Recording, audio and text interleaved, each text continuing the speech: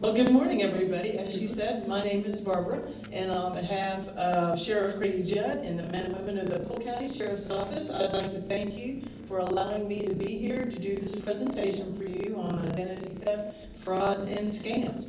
I am a crime prevention specialist, okay, and there are 3 others in my unit, and we go out all over the county, and basically what we try to do, our job is to try to deter crime and help to make people aware of things that you can do to not be a victim, okay, and reduce those opportunities for crime to occur, because most crimes are crimes of opportunity, meaning if you are not paying attention to your surroundings, basically just not using common sense, sometimes, not always, okay, not always, but basically if you pay attention to your surroundings, you're alert,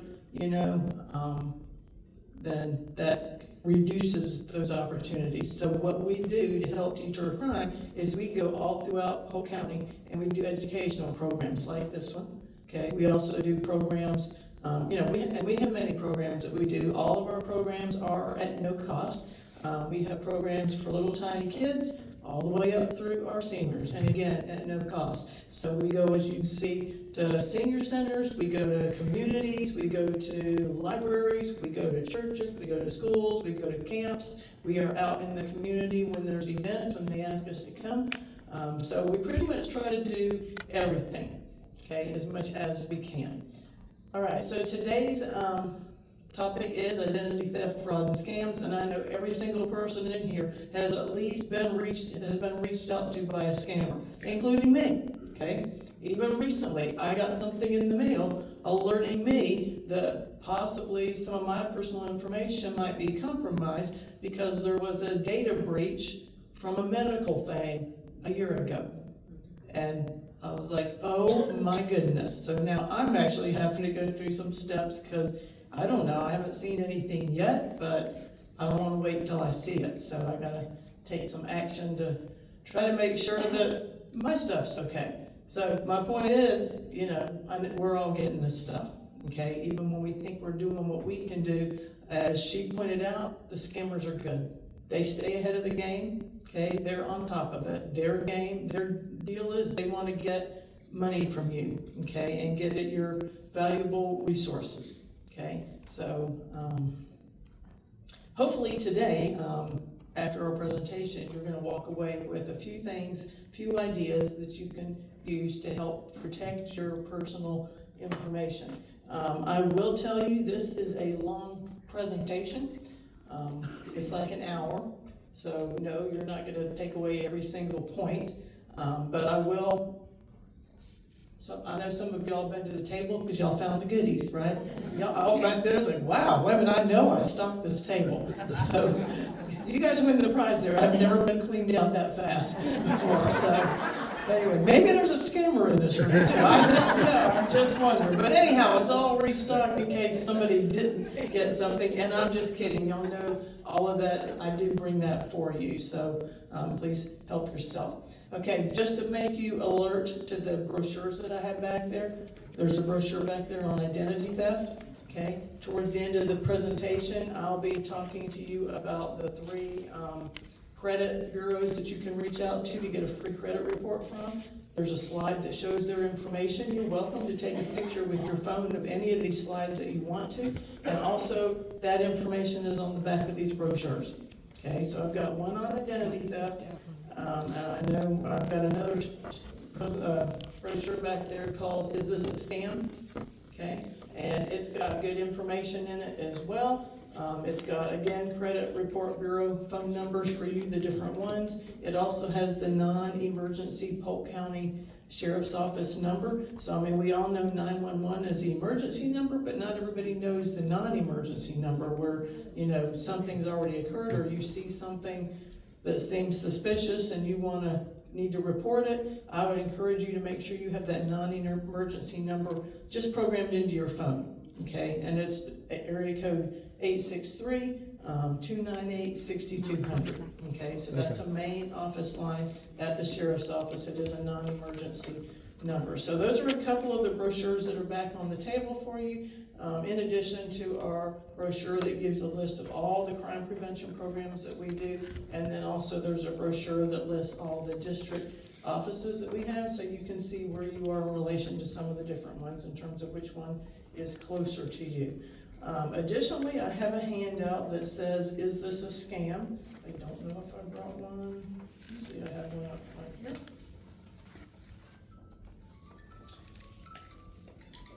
And anyhow, what I've done is we've taken the word scam, thank you. Okay, it looks like this. Most of them are in color, but some of them are in black and white, but they still have the same information on them. So it's just taking the word scam, using an acronym for each letter to give you some pointers to remember about scams, like don't share your information, check your receipts, ask for your credit report. This says twice a year, but you can ask 3 times a year because there's 3 agencies that'll give you a free credit report. So every 4 months you could do that, but we're going to talk about that at the end. And then M, protect your mail, okay, your information. So that's back there. And again, y'all feel free to help yourselves to that information.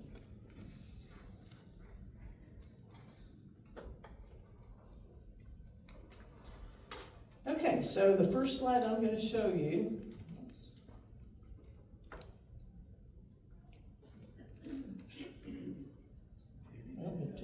Yeah. All right, so this first slide, I want you to listen carefully. It's a very short video. It's the only video in the whole presentation. It's like 2 minutes, 2.5 minutes. Watch this video and see, of course this didn't change on my screen. Interesting. So, see if you can figure out what the takeaway is, because that's what I'm going to ask you after you watch it. What do you think the takeaway is? Hey guys, Officer Stewart again. Everybody's getting these robocalls right now about the IRS and stuff like that, trying to get money from you. Captain Stevens actually just got one. Let's see if we can listen in on what she's got going on. Just to make sure that I'm giving out all the confidential details to the right person.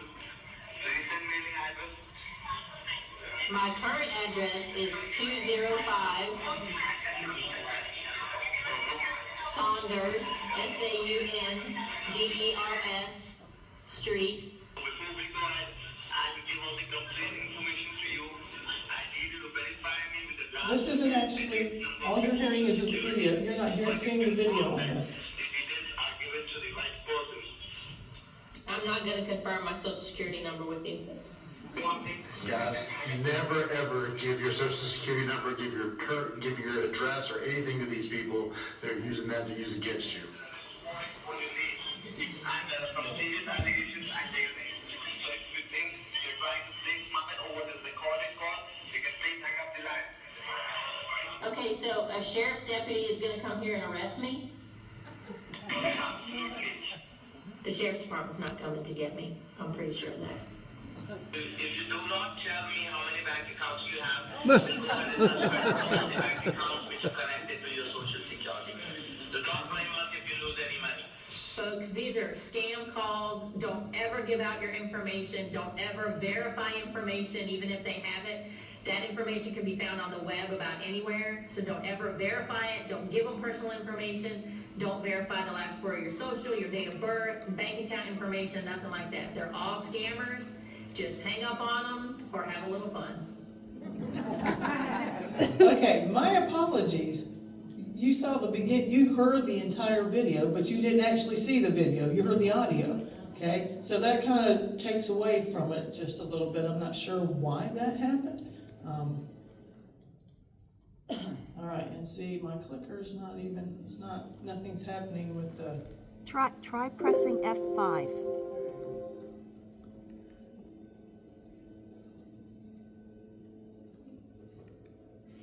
That's F5? Mm-hmm. Yeah, see, nothing's even... Is anything changing on the TV? It was running before. Can I look Yeah. at it real quick? Yeah, absolutely.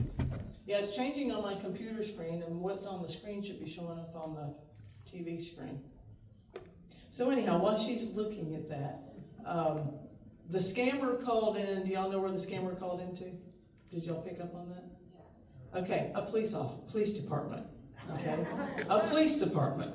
Okay, so that's why when she was giving her address, that's the reason she gave it, was because it was a police department address. Had it been her home address, that's not what we would have played out. Because I saw some of y'all like, well, that's not what we want to do, but see, that's where the video part would have been helpful, okay? So if we can get that to go, and you want to see it, we'll redo it, but we'll see. But anyhow, the scammer called into a police department. So what is the whole upshot of this? Yes, Officer Stewart again. Now we got it. Y'all want to see it again? About the IRS, Thank stuff you. like that. It's working. Trying to get money from you.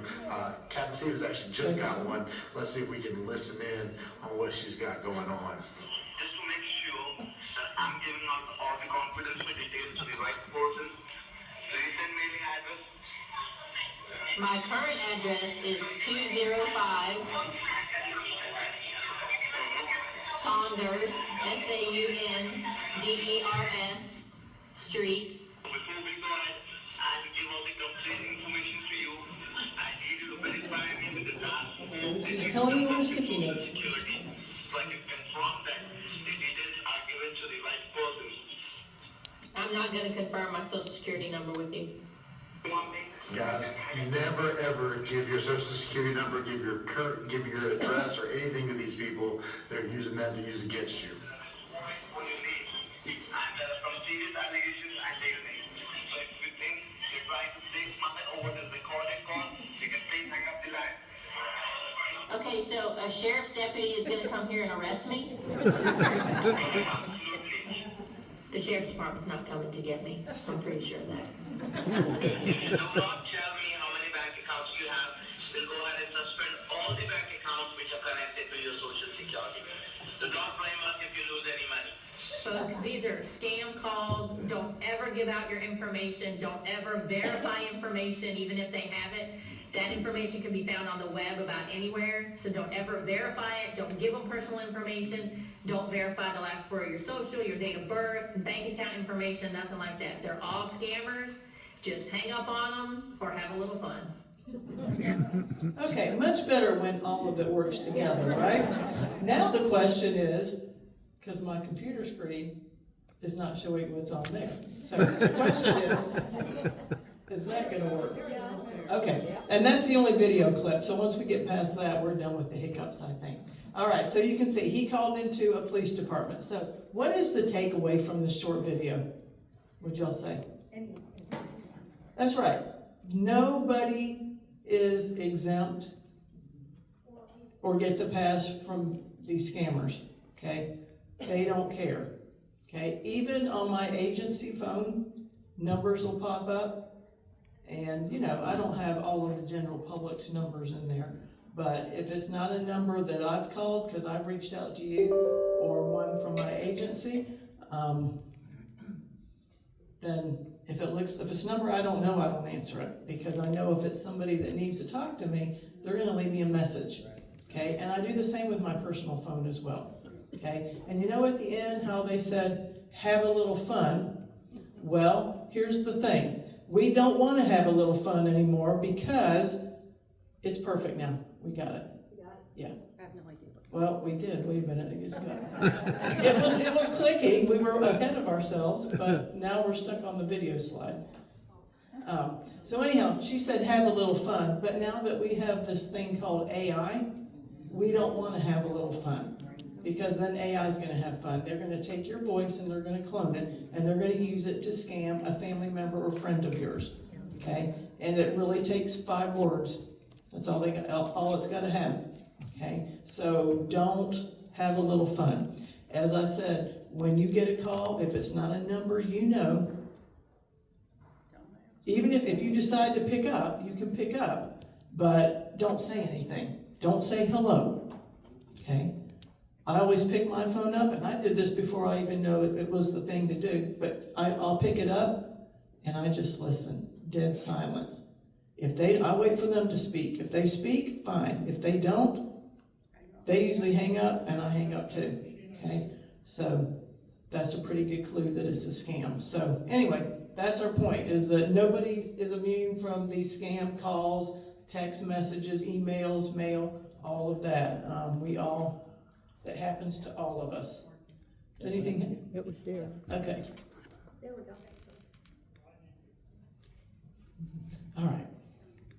think we're good now, thank you.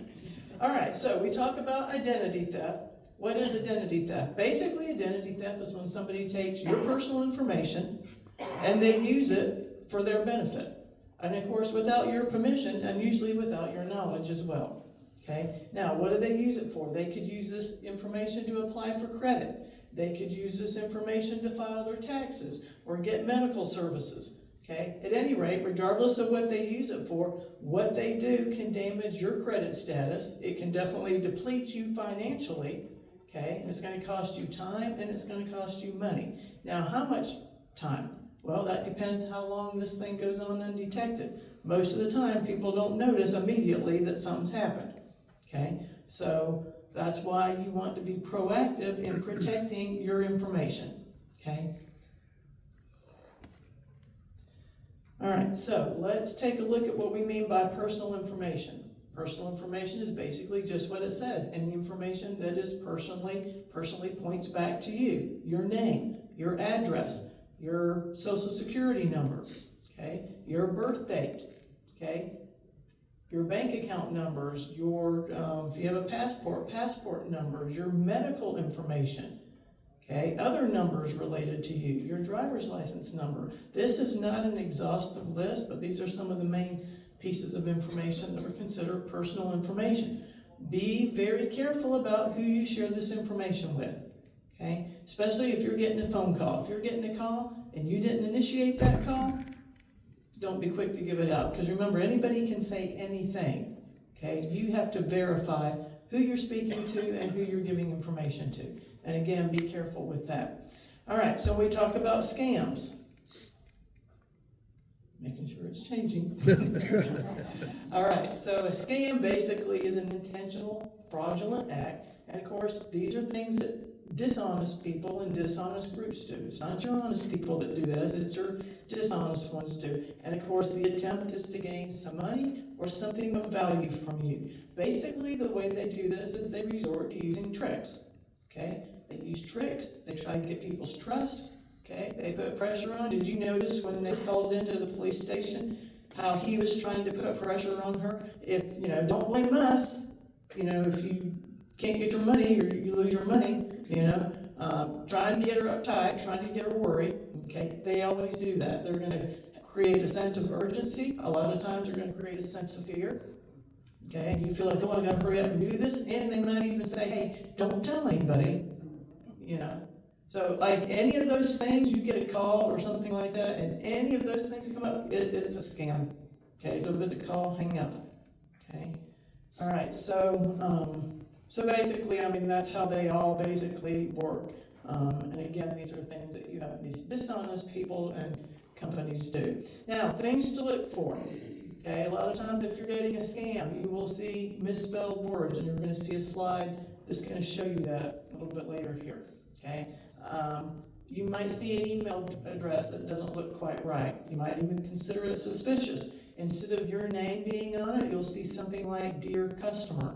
Okay, and then of course there could be some malicious links that are tied to it. All right, some examples and different types of scams, and this is by no means an exhaustive list. Okay, because I know right now there's a bank scam going on with a certain bank. I even heard them talking about it on the radio, how this bank is trying to make its customers aware that we don't reach out to people this way. You need to remember that legitimate businesses have legitimate ways of getting information. They don't call you up. They don't use fear. They don't put pressure, okay? But there's a lot of scams going on. But some of the ones here that are on the screen, of course, there's the advance fee scam, and we're going to talk about these. I'm just going through the list right now. There's the ones that say you've won something through a sweepstake or some type of competition. And of course, the online dating scams, those are huge right now. Okay, and I've been told by certain people, that there's some people that have been scammed by that. Okay, so if you know somebody involved with it in an online thing, you might want to caution them, especially if that person that they're interacting with starts talking about needing money for something. Okay. There's computer hacking, and there's the banking and credit card type scams. Okay, jobs and employment, golden opportunity, and gambling, charity and medical, and then the impersonation type scams. So we're going to take a look at these briefly. Let's look first of all at ways that you can receive a scam. Now you notice from our very first slide here, how did that scam come in? Through a phone call, okay? That happens to us, okay? We get phone calls. You might get a text message, okay? You'll notice over here, these are some text messages. This one says, and I know you probably can't read it, it says, urgent, your grandson was arrested last night in Mexico, need bail money immediately, and then they give you the Western Union number to wire over $9,000 and a link. Sounds funny, but when they present this to somebody and they pair it up with the grandson's voice, it sounds believable. Okay, I had a lady just this week tell me that she got a scam like that, and I guess hers was through a phone call, and played the voice, and it sounded like the voice of her grandchild. But at some point, I don't remember if she called the grandchild or the grandchild called her, but that happened, and she realized, oh, okay, this, so fortunately she didn't do anything, but it was very believable to her. Okay, so I know it's easy to think, oh, I would never fall for that. Again, when I tell you the scammers are good, they are good. They know what they're doing. Okay, they make things look legit and for real. Okay, but again, you need to keep in mind when they're creating this sense of fear in you, okay, and a sense of urgency to act and stay on the phone while you do this transaction or whatever. Those should be red flags for you. All right, so that's a text message. Here's another one, and I've had this one before. Your PayPal account's been suspended due to suspicious activity. Please contact us immediately, and then they give a number, or visit, and they give a site there. I've had that one come to me, not recently, but prior to working at the sheriff's office, I got that, and I knew immediately it was a scam. But again, when people see this word immediately, okay, and something's been suspended, it puts fear in them, and they feel like, oh, okay, I gotta do something, okay? All right, and then of course there's the typical phone scams, which we saw in the video. How many of y'all seen this one, the final warranty notice? Comes in the mail. I've lost count of how many of those I got it on a brand new car. I'm like, if you're gonna do it, at least realize that don't do this. But anyhow, notice how it's worded. Final warranty notice. Okay, so they're already start with trying to get your attention and get people worked up. But this is the real common one, comes through the normal mail. And then down here, you can see you got a person going door to door, okay, trying to scam the lady there. My thing is, hey, if I don't call you, don't be coming to my door. I'll call you if I want something. Okay? And I actually had a coworker that she felt like she was trying to get scammed. She had just gotten home and she was getting ready to go inside, and she had noticed a couple of people walking through her neighborhood. Well, one of them approached her, the other one kind of stayed and hung out at the bottom of the driveway there. So that was her first red flag, that this is weird. If they're working together, why aren't they both walking up here to talk to me? It's kind of weird that they're in different places. So anyhow, he proceeds to talk to her, trying to sell her some solar panels for the house she's getting ready to go into. And she said, no, I'm not really interested. Well, of course, he kept going. So she said, well, can I see a business card? And he said, well, I don't have a business card, but I can airdrop you some information. You guys know how we use airdrop to drop pictures to friends and family members? Okay, well, of course, that was her next big red flag.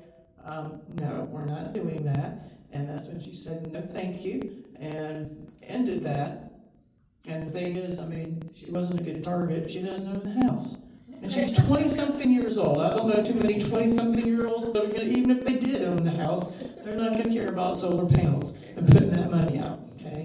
But anyway, so that, she kind of feels like that was a scam because it wasn't legitimate business practices, nothing professional about it there. So, and again, I guess one of the things I'm trying to point out to you there is, especially women, trust your instincts, trust your gut. If something doesn't feel right or seem right, even if you can't put your finger on it, a lot of times you'll find out later, hey, there was a reason I felt that way.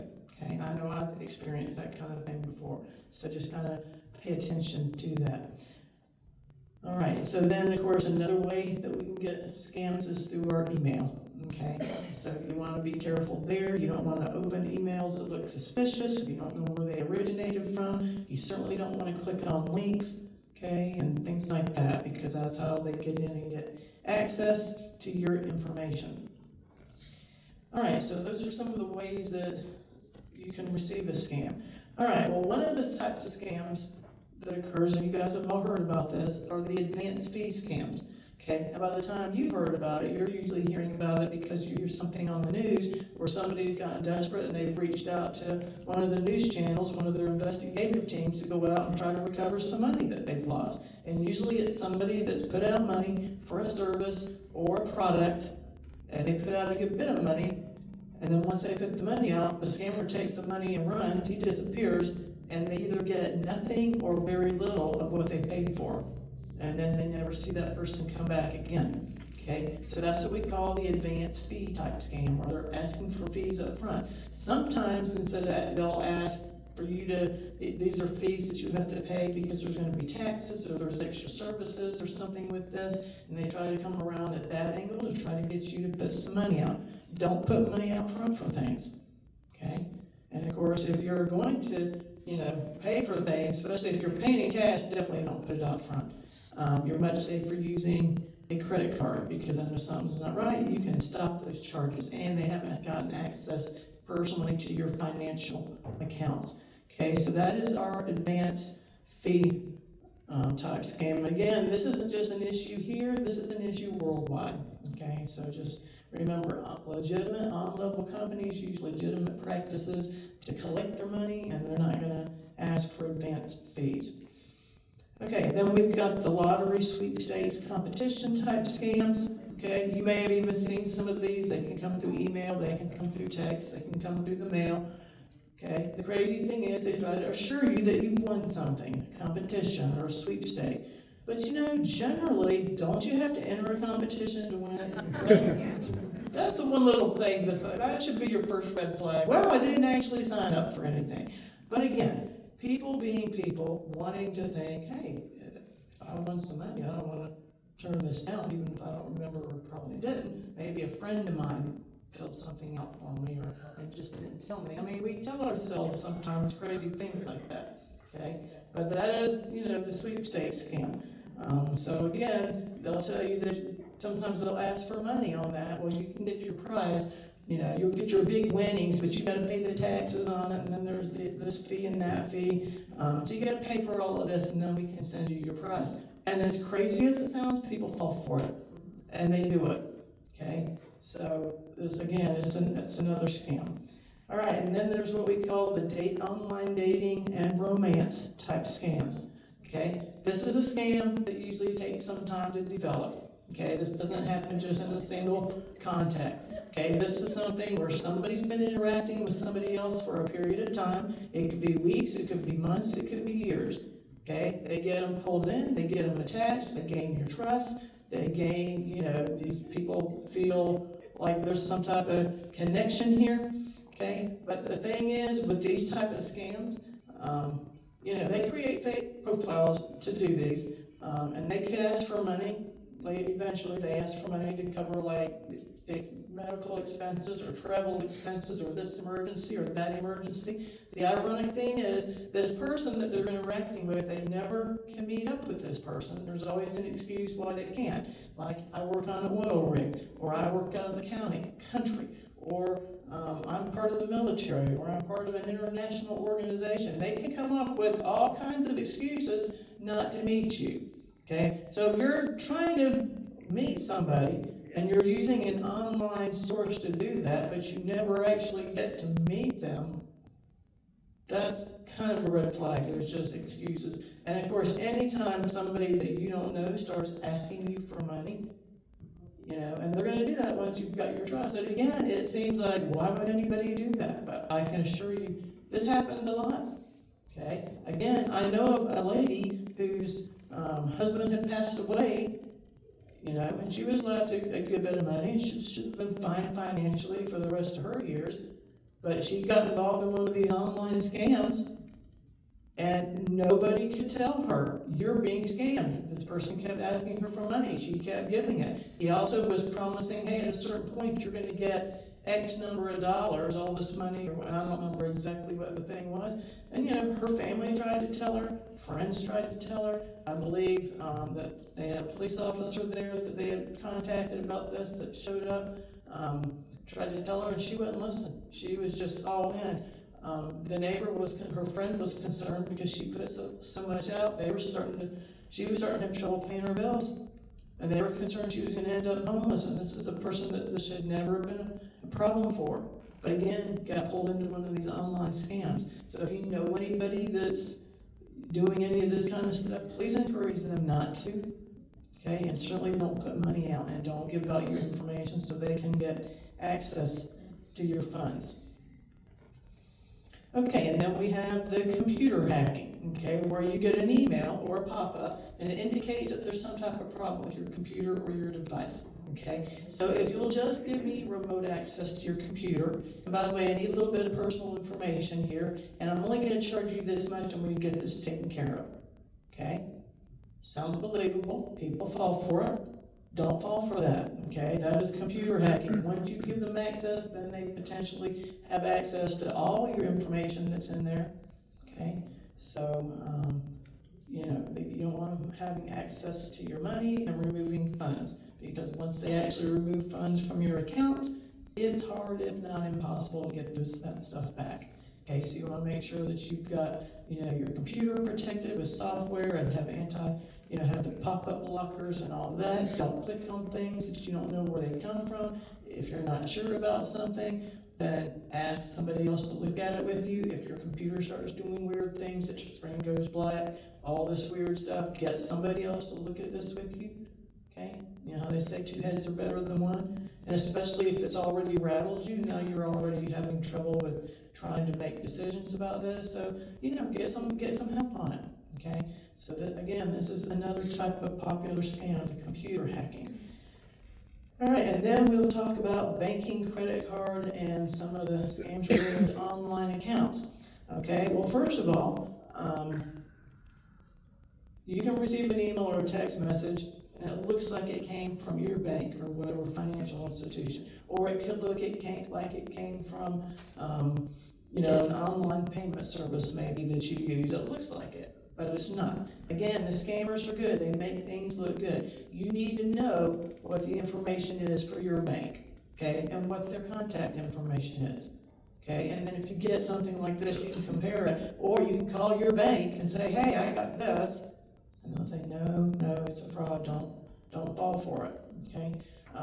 We're also gonna say when you're in terms of bank cards and stuff, you know how the banks all give out debit cards, I'm sure all of you have one. I can tell you, prior to me working at the sheriff's office, I used to use a debit card a lot because it was convenient. I didn't have to carry cash, didn't have to write checks, you know, all that kind of stuff, all the reasons, okay? Sounded good, mostly for my own convenience. But you know the problem with that?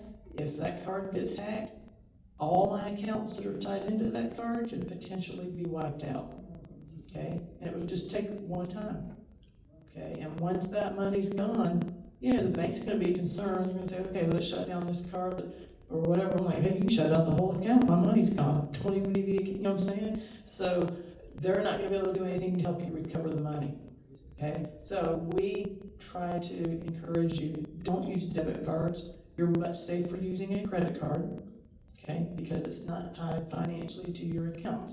And then, of course, when you get your credit card statements, whether that be online or a printout, always look at those statements, look at those charges, and make sure they're all your charges. Occasionally, and it's been a while since this happened, but I've seen a charge on mine one time, and it wasn't big, it was little, it was like $5 and something. But sometimes that's how they work.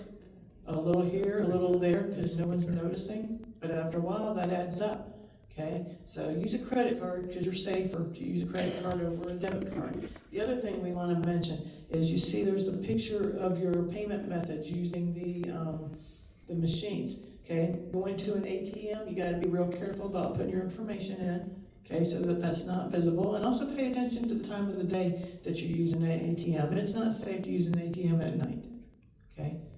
If you're gonna be doing that, you gotta make sure you got somebody with you, lights on, your phone on you, all of that kind of thing, you know? And then in terms of payment, you know how we have the payment devices. Well, scammers are good and they know how to alter those things, the card readers. Okay, so they put something in there that's called a skimmer. Okay, so what that skimmer is designed to do is steal the information off the magnetic strip of your card. Okay, so then the card companies tried to come up with a more secure way, so then they started making cards with chips. Okay, well, the scammers have to get on top of that. So then they came up with something called a shimmer. Okay, and this is a paper thin device that they put over the top of the payment thing. You can't see it, you don't know what's there, but when you do it there, then it pulls the information and reads the information from your card.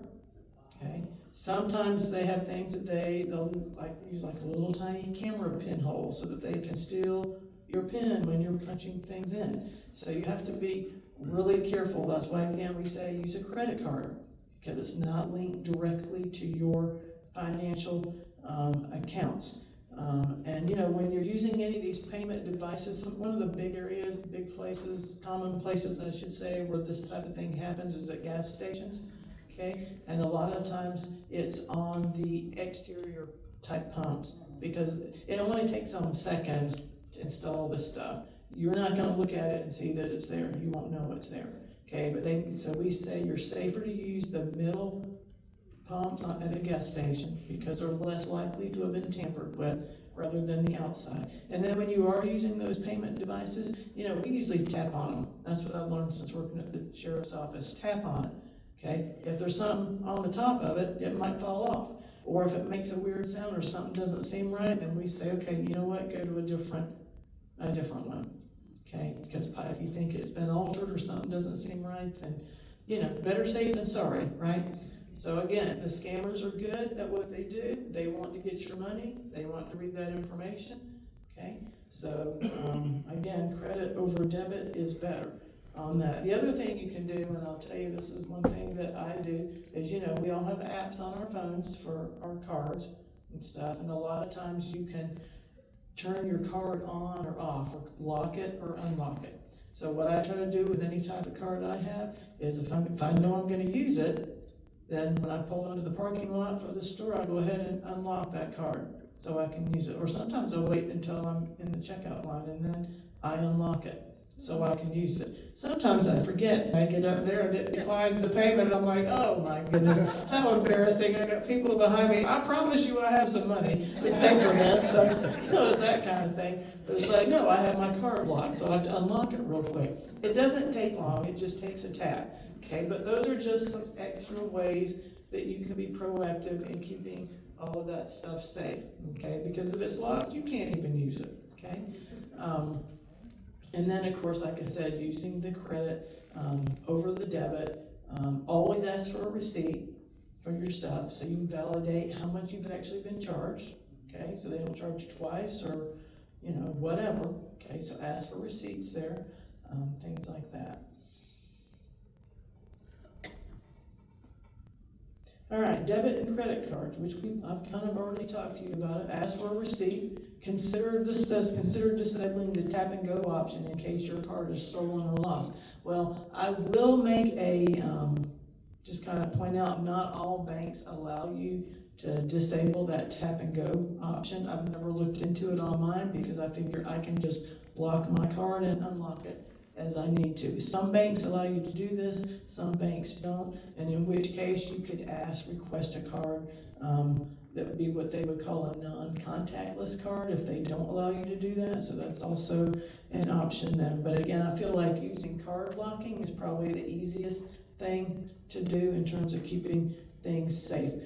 You guys have also heard of the RFID wallets and the metal things. Those are good too because somebody can't just walk past you and get it, okay, from your phone because it blocks those signals. So those are good things as well.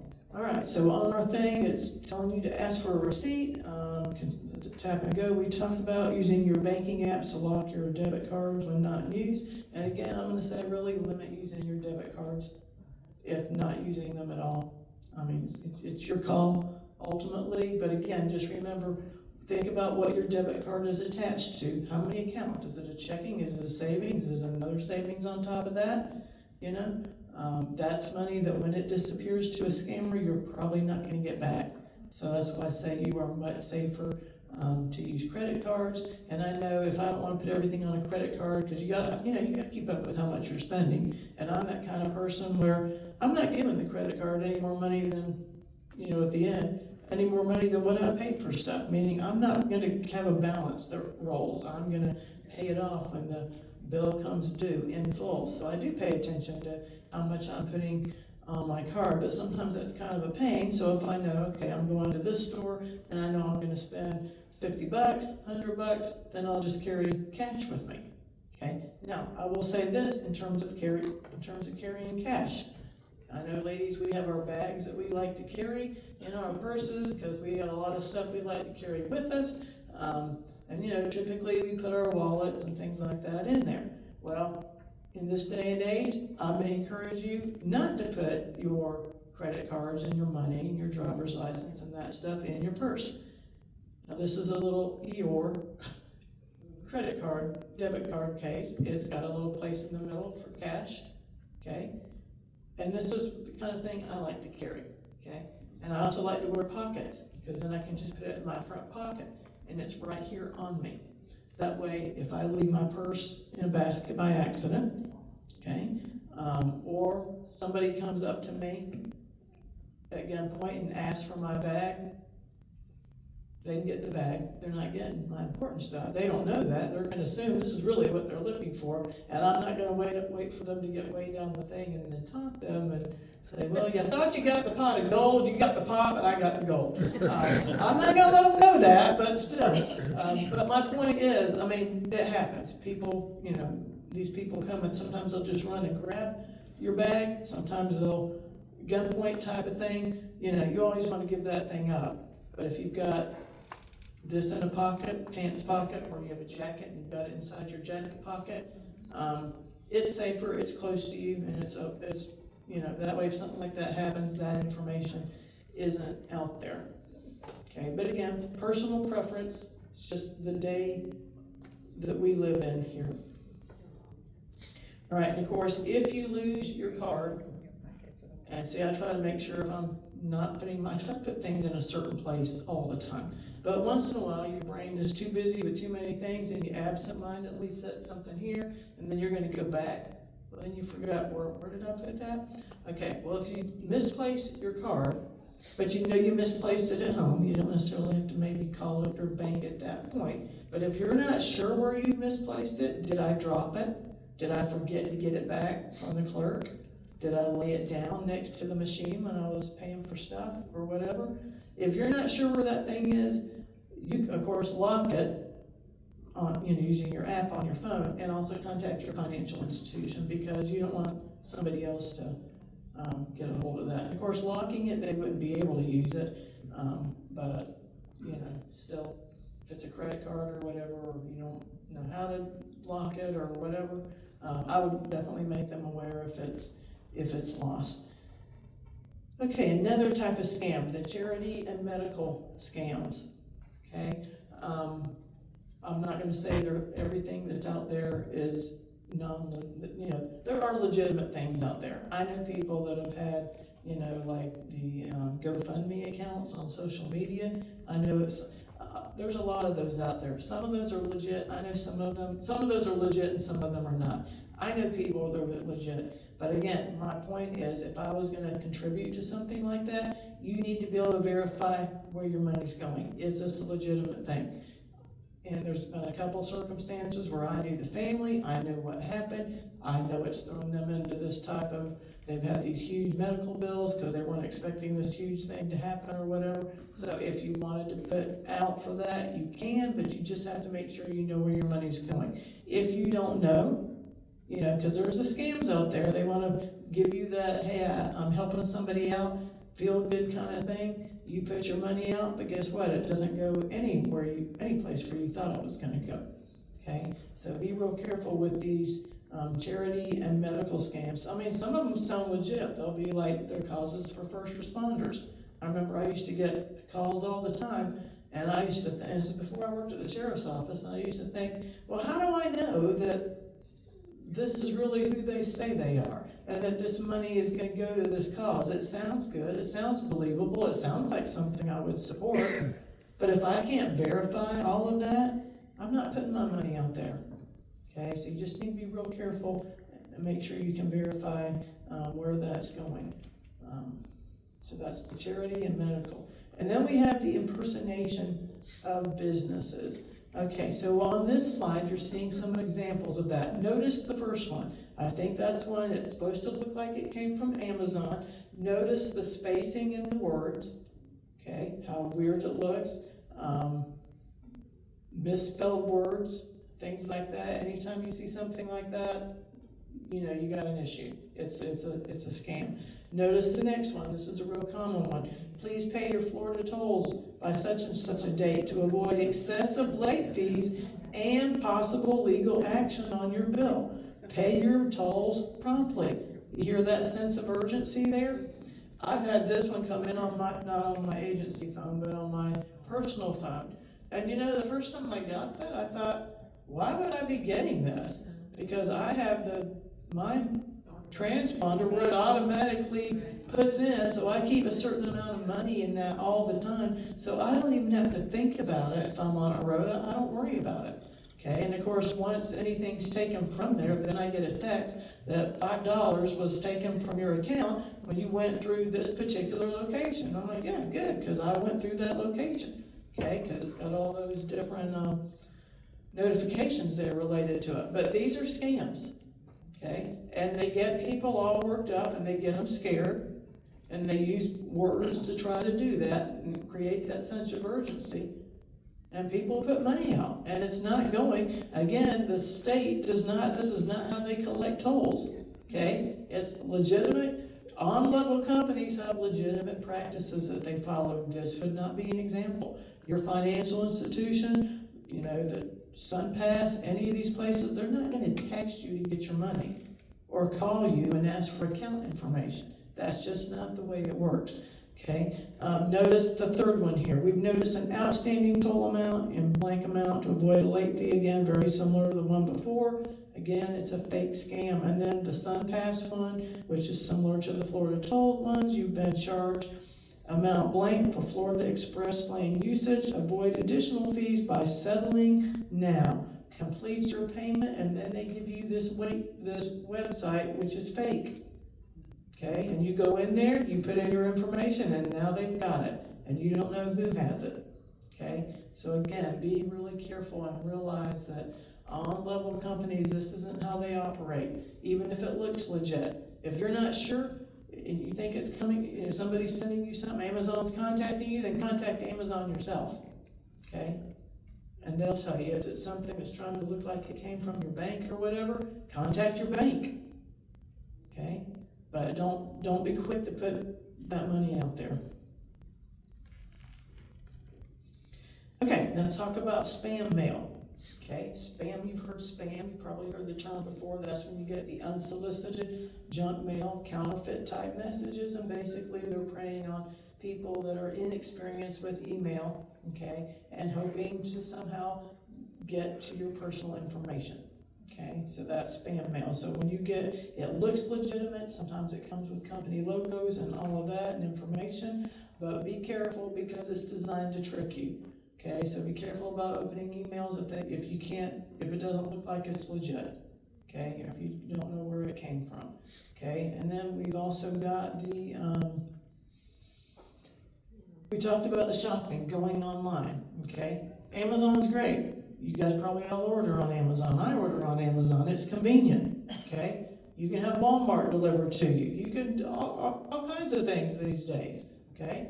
When we have the bad, there's also good. But with the good, unfortunately, comes a lot of bad. So I'm not saying you can't shop online. You absolutely can. But again, don't use your debit card, okay? Use a credit card. And then when you're shopping, you notice how you see the HTTP, then HTTPS. You want the one that has the S there. If it doesn't say HTTPS, you are not on a secure site. If it doesn't have the locked padlock, you are not on a secure site. So you want to look for these things in your browser. Make sure it's a secure site. Okay, if it's secure, then you can use your credit card information. Now, you know how when you're shopping online like that, your computer will ask you, do you want to save this information? Well, you might be inclined to say, yeah, because I don't like having to go find my card and type all this in every time.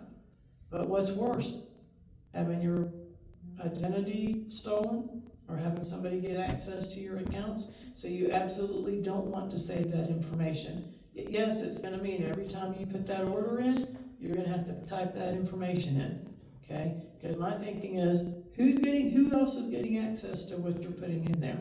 That's what you don't know, okay? So you don't want to save that information on your computer, on websites, or anything else, okay? So always say no, even though it's convenient.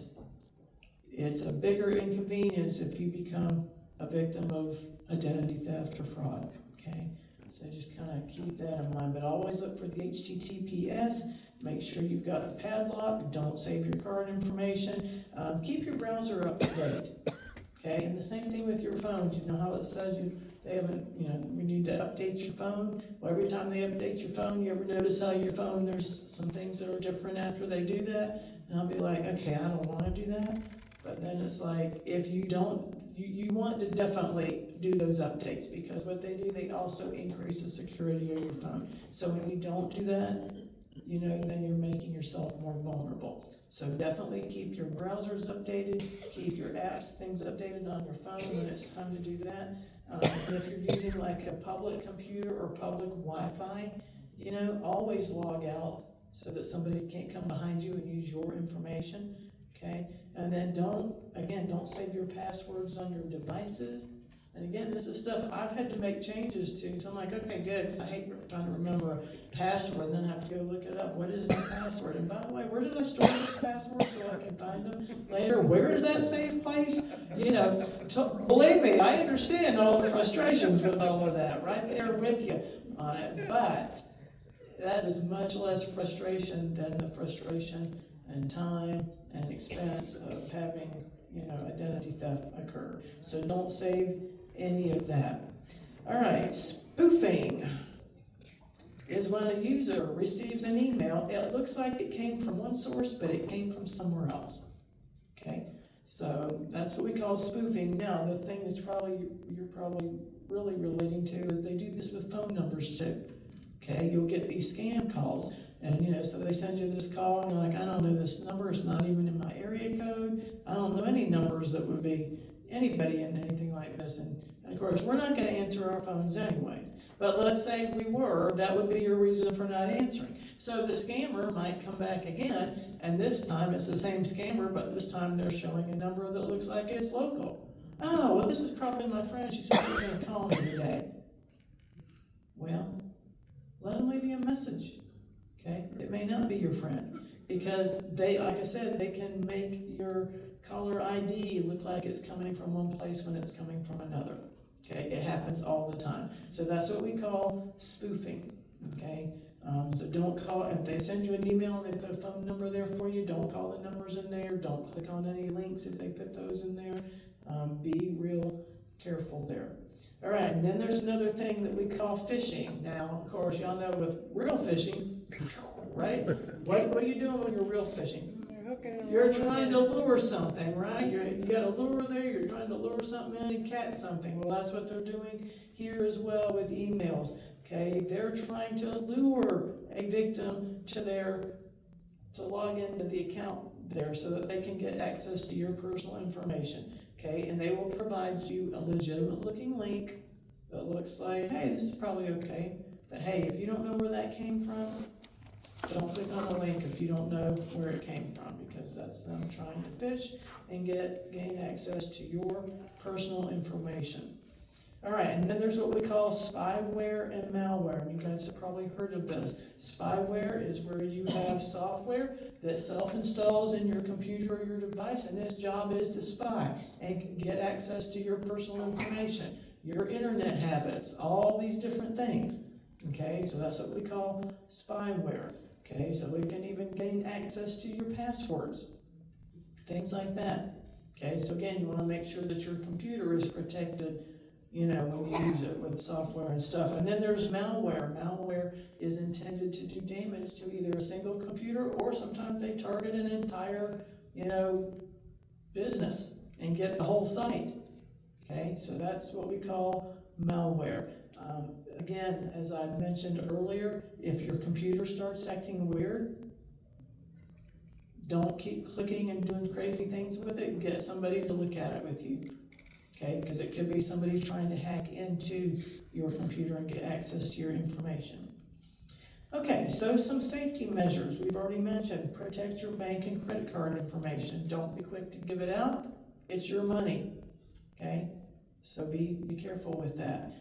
Only carry the cards that you want to have with you for the day. Like I said, when I go out, I carry this. Now, I don't have a whole bunch of credit cards. I don't want to keep up with all of that, okay? But I have certain cards that I use for gas, and certain ones if I'm shopping online, and certain ones for maybe everything else, okay? Whatever I need for the day or for that particular outing, I have with me. The other ones, I don't bring with me. Then I'm not worried about losing them or using them if I shouldn't use them, right? That kind of thing. It is kind of a pain because I've found that sometimes I'll go out and then I've changed my mind. Oh, no, I don't have that stupid card with me. It's at home. Well, again, I'm trying to operate on the thing, better safe than sorry, right? So, you know, we say limit what you carry with you, carry what you need with you, keep it in the pocket, use one of these things. Take advantages of the protection services your credit cards offer to you. Sometimes I know when I make a purchase online, then I'll get a notification, hey, there was this much charged to your account, was that you?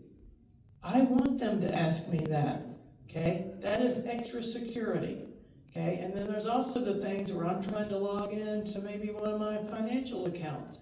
And I can't just log in the first time, it's gotta send a thing to my phone, and then I gotta get the text, the code, and put it in. Again, it's multiple steps, this is called authentication, okay? It is multiple steps, it is kind of a pain, but guess what? It keeps everything more secure, okay? So that's what you need these days is the authentications, those multiple notifications, set up notifications for purchase amounts. As we've talked about, consider freezing or turning off your credit card when you're not using it. Maybe you have a credit card that you only use when you're on vacation. Well, if you're not on vacation, just have it off, have it locked. And when it's time for vacation, turn it on and turn off the other things that you're not going to use. Okay? And then, of course, ask about the double verification with your credit card company, banks, whatever, so that you can have those extra levels of security there. All right, and then we've also talked about using pop-up blockers, and of course, only download and install software from websites that you know and trust.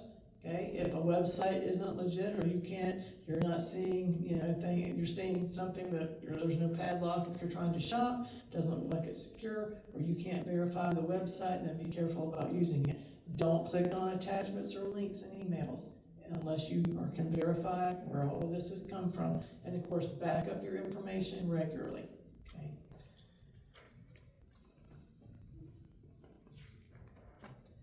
All right, we did mention passwords. Is that what our screen is saying?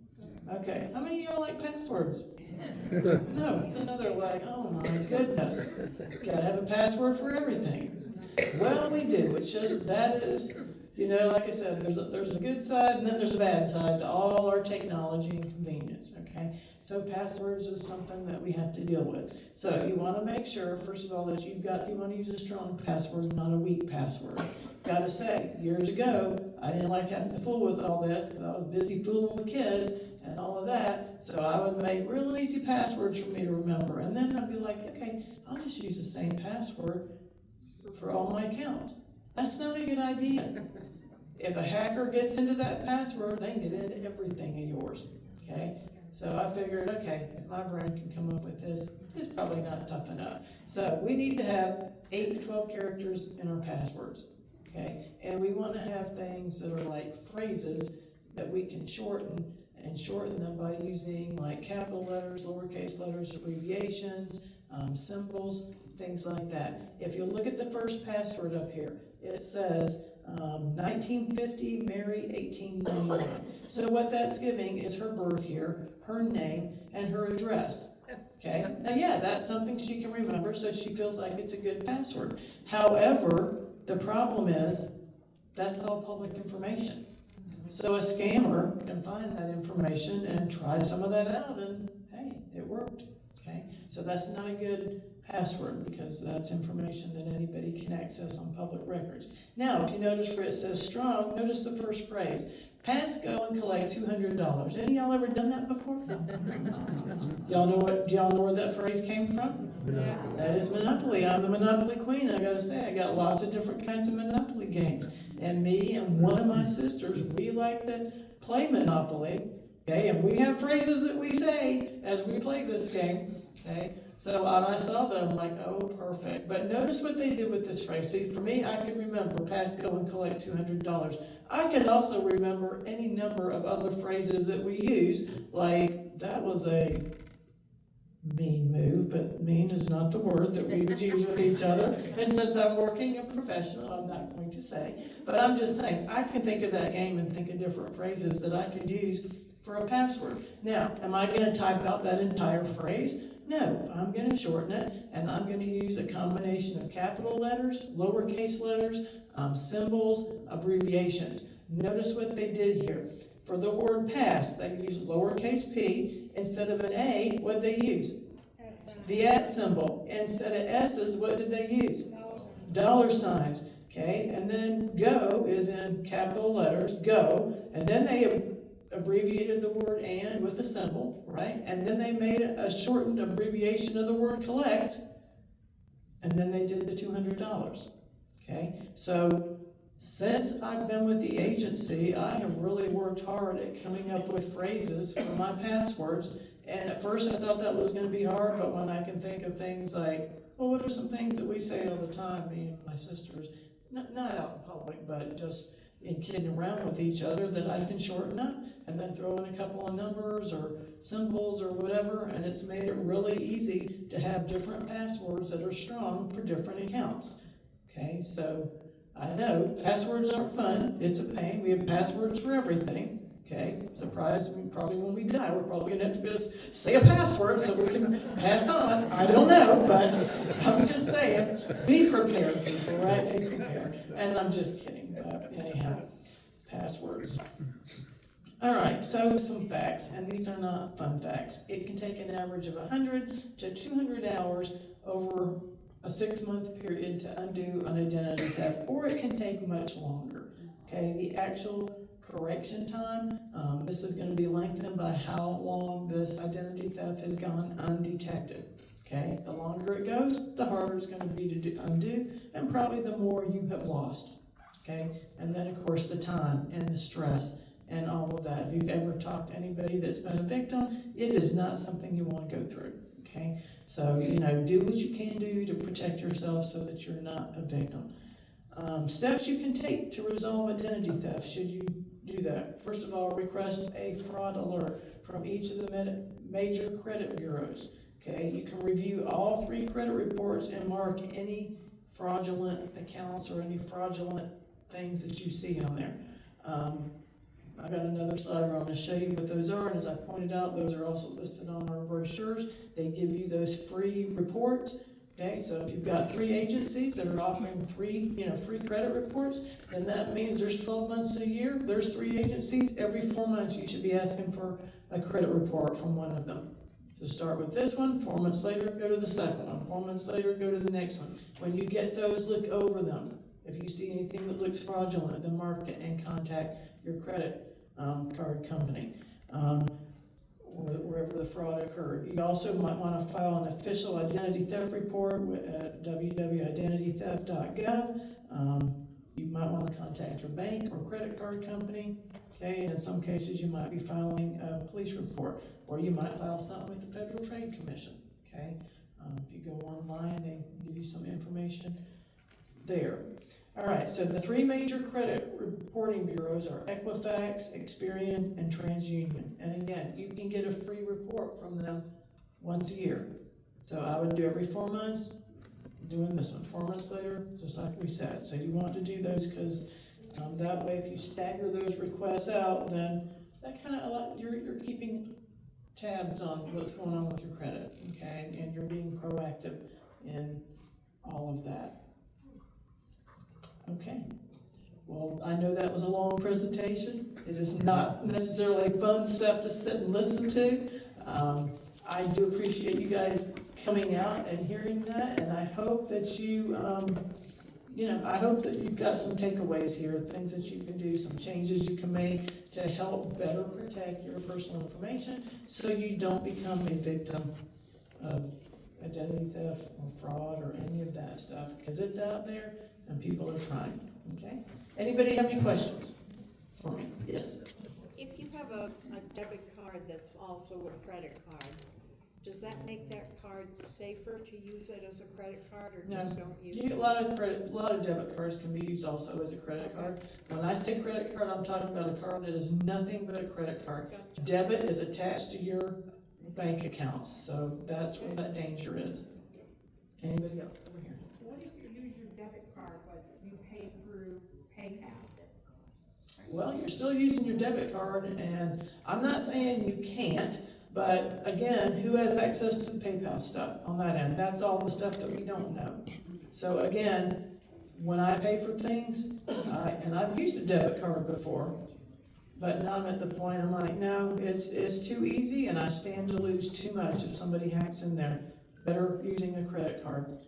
Okay, so I just like to play it safe, but you have to make that decision. And again, if you're using a debit card or even with your credit card, you want to be, look at the charges. You go on your bank and look online at those charges, make sure everything's legit. Do it with your credit card as well. But again, the difference, if there's a charge that's not yours and you've used your debit card, that money's gone. Okay, you're probably not going to recover it. The bank's not going to do anything for you there. Okay, so again, that's why you're safer with the credit card. Anybody else got a quick question? This isn't a question, but when I go to the grocery store, I do take my purse, which I shouldn't. But if you have the baby locks, you know how they have the baby, if you put that through at least nobody can come and grab it. They can't grab it, correct. They can't, if you're walking out to look at something, they have to work at it. To grab it. Yeah, you would probably notice all of that. No, that's a good idea. And you can take your purse. We're just trying to encourage you to have your valuables in terms of your money, your personal ID, all that, maybe separate, so if something does happen, they haven't walked off with all that, and you don't have that to deal with. Okay, another question? As far as the PayPal, my son-in-law, someone got a hold of his PayPal account and charged $4,000.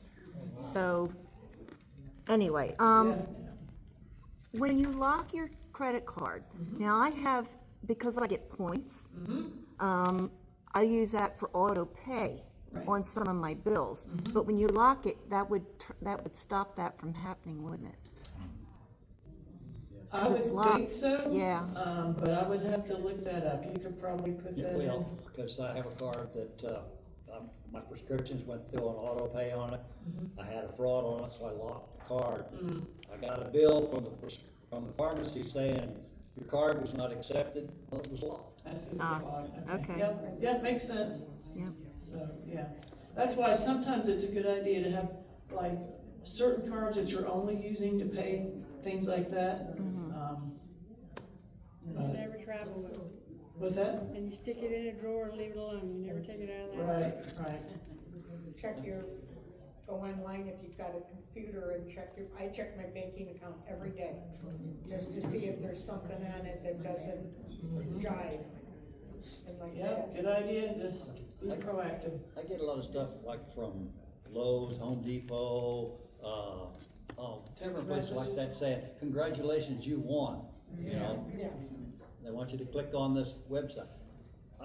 Out of curiosity, one day I was at Lowe's and I had one of those and I showed to them. They said, "No, that's not us. We don't do that." Yeah. So yeah, if you get that stuff, blow it away. Yeah, because I know like Lowe's will send you stuff. Okay, we got savings on this and that. Yeah. And of course, if you're getting those type of emails and you don't want them, there's usually a place where you can unsubscribe so you're not getting them.